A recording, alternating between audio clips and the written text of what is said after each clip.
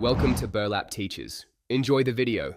You begin by confirming the Microsoft account tied to Minecraft PE because permissions flow from that account. Sign in, then enable Family Settings at Account. Microsoft. COM for any child profile. This controls chat and multiplayer.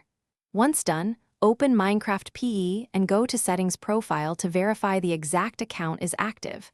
Doing this first ensures changes stick across devices and prevents mismatched controls later, so you don't waste time toggling in the app when the account level blocks or allows features.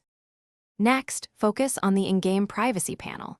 In Settings, open Privacy and Online Safety and edit communication and multiplayer to friends or blocked so only approved contacts connect. Turn chat off or set to friends only if you want tighter control.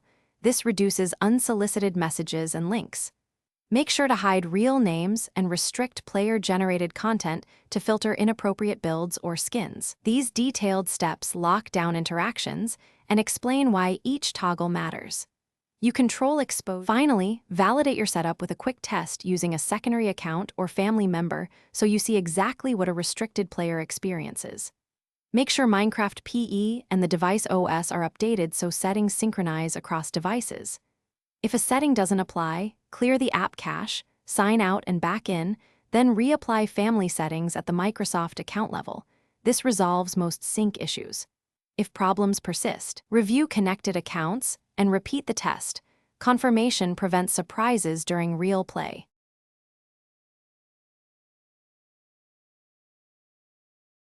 Thanks for watching. Consider subscribing if this video helped you.